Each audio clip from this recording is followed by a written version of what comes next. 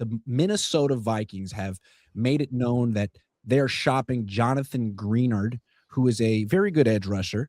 And as we know, the 49ers recently hired former Minnesota Vikings general manager Kwesi Adofo-Mensah, who traded for Jonathan Greenard a couple of years ago. What do you think? Should the 49ers trade for Jonathan Greenard? Well, I think the price tag's really low because of the whole situation there, but I would say yes. Absolutely. Greenard is exactly the kind of player that you would want. Real impact and length off the edge, coming into his own, kind of a late bloomer, was good in college at Florida, but has gotten better and better and better. And I thought he was playing amazing football the last couple of times I saw him. So, yes, I like Jonathan Greenard. He had some injuries this year, but they need, I think their biggest need up front, Grant, is probably the interior rusher to go with what they have run stuff wise. But they need depth and they need talent across the board. That you don't know what Bosa is going to return as. Is Bryce Huff going to be on this team or not? What's Mikel going to return as?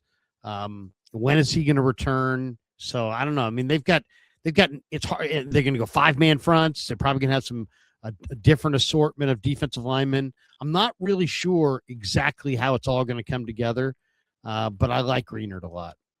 Yeah, I would think that the 49ers are hoping that their number 11 pick from last year, Michael Williams, will become that interior rusher because he's definitely not an edge rusher. And whenever he was rushing the quarterback last year, it was from the inside. He was 21 years old. Maybe he'll become better at that. Maybe they could bring someone else like Yetur Gross-Matos, just not Yetur Gross-Matos. I think that they might be more aggressive looking for the second edge rusher this offseason. Maybe I'm wrong.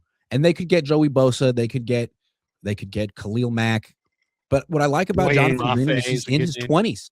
I think that's phenomenal for a team that's so old. And he fits a 3-4. He can rush from the edge in the nickel as well. I think he'd be really, really good. And he has a link to Kwesi. Well, and if they do really want to be, Lynch kind of made reference to, he didn't say scheme versatile. I forget exactly the phrasing he used it, but it wasn't like, basically it amounted to multiple up front. Like we want to have a number of different looks up front, and they want to, they showed some 5-man fronts this year. And I bet you this year, if I was guessing, they'll show even a higher percentage. So a guy like Greenard makes sense, right? Because in some fronts, he could be an edge rusher. In some fronts, he's got a big enough, long enough body where he could, stack inside.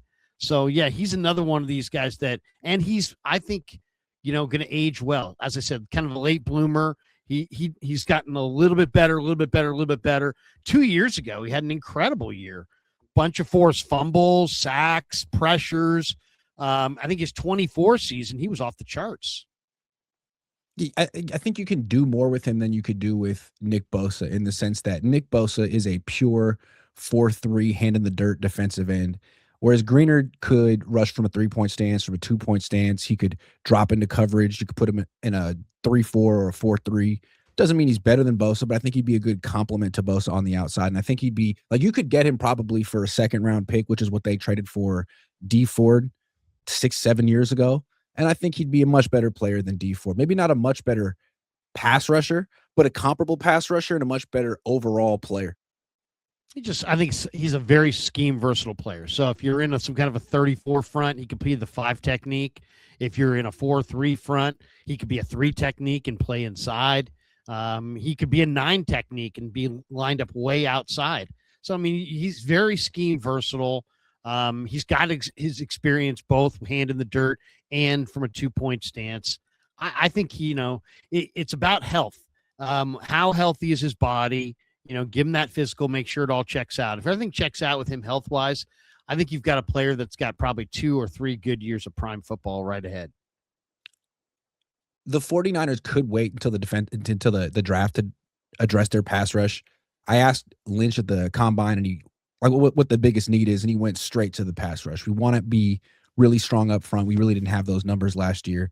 I would be surprised if they didn't address it in free agency or when I say free agency, like in the next week or two, because it's their number one need in his eyes, and they spent so many draft picks on D-line last year. So I think this would be something they could be aggressive about. One of their first moves in free agency, And I do think the Vikings are an interesting trade partner because of Kwesi. Like, not only could they get Greenard, they could get Jordan Addison as well because Kwesi drafted Jordan Addison.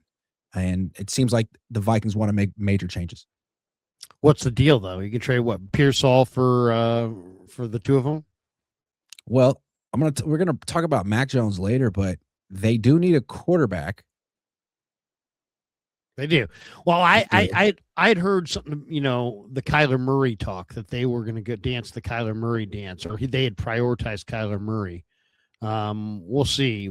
Kyler was cut loose today, but yeah, that's an interesting one. I mean, who's better than Kyler Murray? Yeah, Mac Jones. I personally, we can talk more about Mac Jones whenever you want to get to it, but yeah, I do think Minnesota's a good dance partner for the Niners because of those two players. Because I think they're both gettable. And I think the price tag on them is probably for reasons, Addison a little bit off the field, a little bit bet whoever gets him now might be slated to give him a contract extension. Minnesota, I don't think has any interest in that. Greenard, because maybe it seems pretty clear that they're trying to clear out the Kwesi guys. I don't know if you've seen some of the rumors. Almost all of the Kwesi moves he's made, they're trying to undo. So these guys, I think, are pretty much A- or B+ level talents that could be available for more like a C+ price. So that's why I think they're both kind of intriguing.